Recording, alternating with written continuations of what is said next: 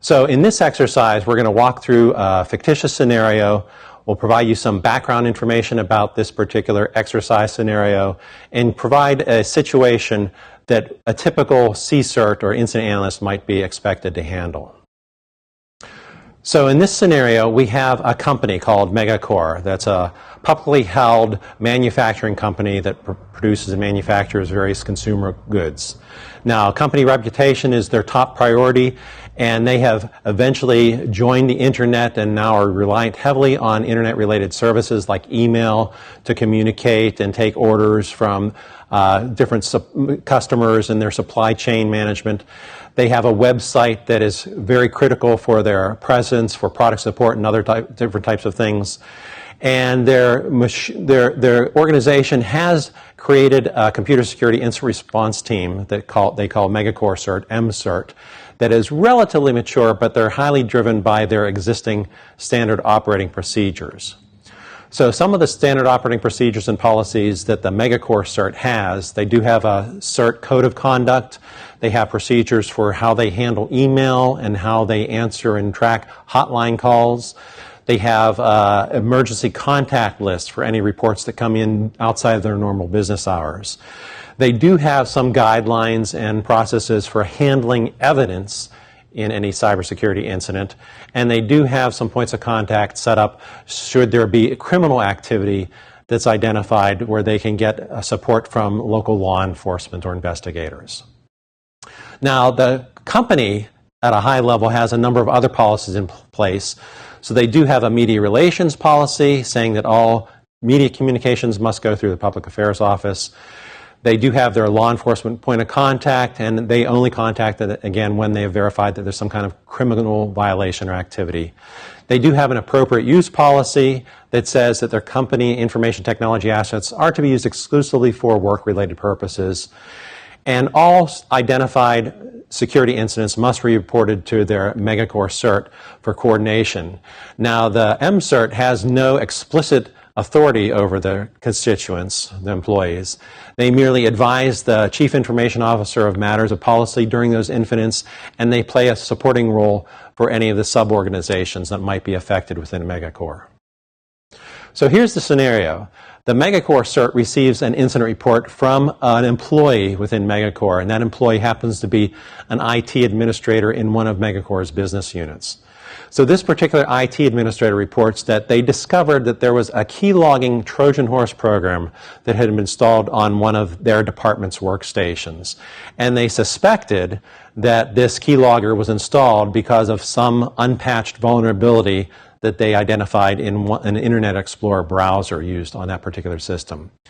Now, the IT administrator did some preliminary analysis, and in the report, they said that the keystrokes that are being logged by this Trojan horse program are being encrypted and uploaded every day to another computer outside of Megacore at a place called Acme University, which is nearby geographically. Now, it just so happens that many of the Megacore employees do advanced degree or undergraduate program work at this local college. So, as part of any general analysis of incident, there may be a series of questions that you would try to identify in categorizing and trying to identify more information about the report. So these are just some general questions that we would ask for this or any other report. What is the nature and scope of the incident? Well, so far we know there's one system at least at Megacore involved, and the nature appears to be that they may be capturing sensitive confidential information and sending it out to an external site. What's the business impact? We may not know as part of the Megacore CERT, so this is something we might have to go to the IT administrator in this business department and get more information about what the impact is, because we don't know enough information at this point to realize what might be happening on this particular workstation. What other computer systems are affected? Right now we just know this one. Is there other information available to diagnose the incident scope? Well, there's a lot of information that hasn't been provided in this initial report, so there's probably a series of things that you would want to go back and ask or request from this IT administrator. However, there may be some information available to Megacore as an incident analyst that we could find this information independently. One thing we don't know is what other types of actions have occurred. How did they detect this incident? What has been done since then? Is the incident still ongoing? We don't have a time frame for the report yet, so we're not sure if this is just today or if this happened starting a week or many weeks or months ago. We don't know explicitly what support the administrator is asking from us. So are they just reporting to us and they have everything under control, or do we need to step in and provide some guidance or assistance? So all these tie in and relate to what should our next set of actions be as the Megacorps CERT team.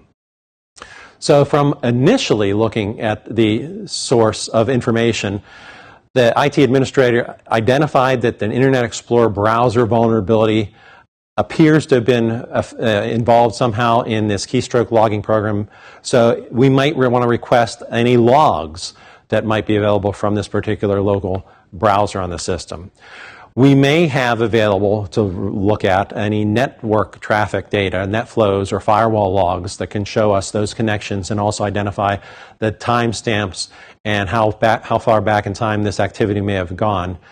There's the keystroke log itself, and that even though it's encrypted and being uploaded to Acme University, perhaps getting a copy if it's still on the system, or after it's been uploaded, does the program or the intruder manually deleting the keystroke logging data once it's been uploaded? Do we actually try to identify the particular system at Acme University where this particular file is being uploaded? And if so, what do we do with this information? So there are additional questions that we can attempt to answer. Again, the time frame, how long has this system been compromised?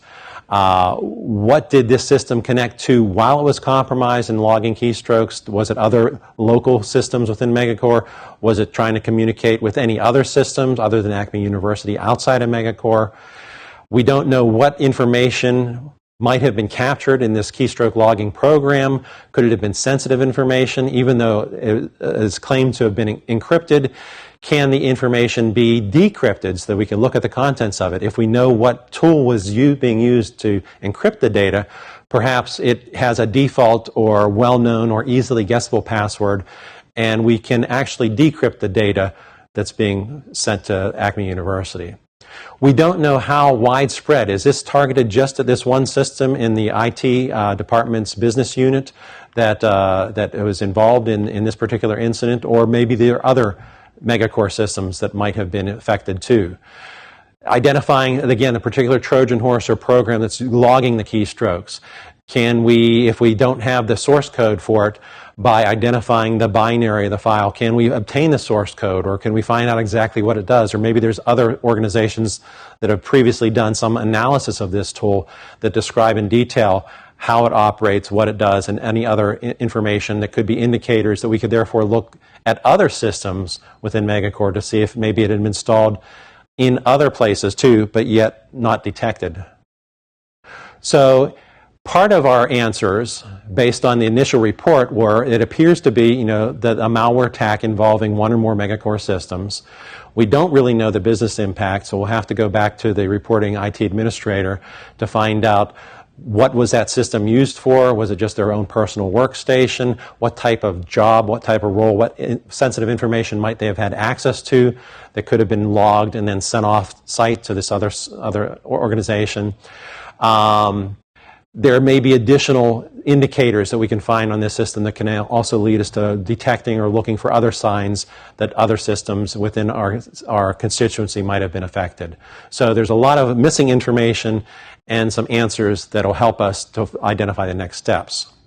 So after contacting the IT administrator, some of the responses came back that they had already done an analysis of some of the other systems on their corresponding local area network, and they did a preliminary cursory analysis of that Trojan horse malware to identify how it was encrypting and where it was sending it to.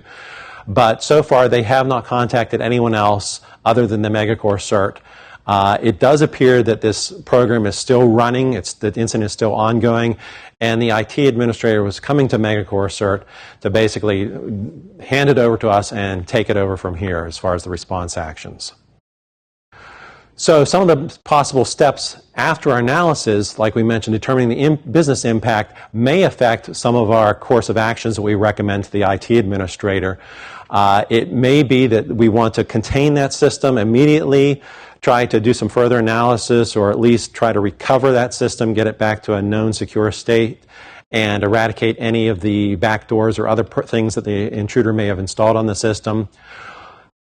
Sometimes you may want to, for some period of time, with appropriate approvals and a notification with management and organization's legal counsel, maybe try to monitor and gather more information by turning up different logging levels and more closely monitoring the traffic and the activity to see if the intruder is coming back and regularly accessing the system, or did they just merely install this program and it's been running in an automated fashion since then, and there's been no further connection. So trying to find out more information could give us some better insight into our analysis questions.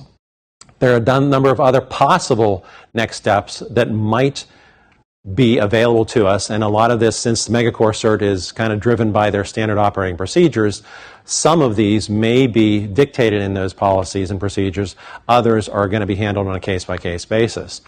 One of the issues to consider is, are you going to reach out and try to contact someone at the nearby Acme University to try to let them know that they have a system that is receiving this information, and try to get their cooperation and maybe work on getting additional information from them that could help us understand better the scope and the nature of the activity.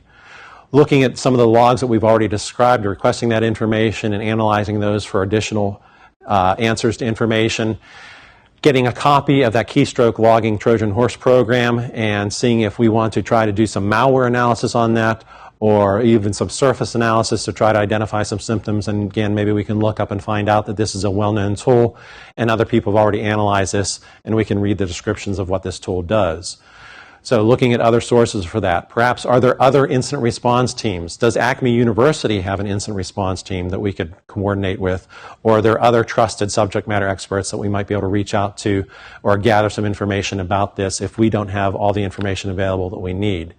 Another place to look at is looking at our own record of previous incident reports to see if this particular workstation, this user's machine, was involved or implicated in any previous incidents within our known history of records. Also looking at our incident reports to see if there's been any other activity from other systems that are involved with Acme University. Again, keeping in mind that that may not necessarily be anomalous because a lot of our employees have taken courses at the university, so we may see legitimate or expected traffic going between those as long as they're in line with our acceptable use policy. So a variety of possible steps, and this is just a subset of some of them. There may be many other courses of action that are possible. So consider this, as each piece of information and additional information that we request, we get further information to analyze, and this could then affect, again, our further response and courses of action. A variety of different possibilities, so be careful about jumping to conclusions. One possible scenario is we do contact Acme University and we find out that that keystroke repository that has been uploaded to one of their systems has been collecting thousands of different records from hundreds and hundreds of different systems around the internet, not just Megacore. And these systems appear to have nothing in common. So it could be that Megacore is just one victim of opportunity, and this particular malicious code got installed. We still don't know how.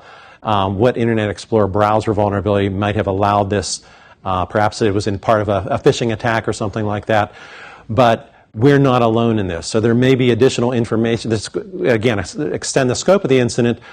Is it part of our policies or procedures to communicate and try to coordinate with any of those other affected sites or certs and try to coordinate a response? That's one option. Consider an alternate possibility if we do contact Acme University and we find out this keystroke log only contains data from this one particular workstation in Megacore. But some further information related to that particular system is that the owner, the user on that particular system, happens to be related to a family member who is a chief executive officer at one of our competing businesses. And it happens that the Megacore user of the affected workstation happens to be the administrative assistant to Megacore's chief executive officer. So this kind of paints it in a different light. It's probably the business impact. It suggests there might be some targeted focus on attacking, maybe a spear phishing attack against the administrative assistant at Megacore. And perhaps they're doing it for espionage purposes or trying to gather some specific information so that it wasn't just a random type of incident. And again, these are just two possibilities. There may be an unimaginable number of other types of alternatives or things that might happen. So applying exercises like this can help verify whether or not you have policies and processes and procedures in place to analyze various types of incident, coming together with your procedures or playbooks, and then understanding how the availability or lack of information will lead you to gathering or trying to get additional information for further analysis, and how that analysis can then drive later response and further analysis activities in analyzing and responding to computer security incidents.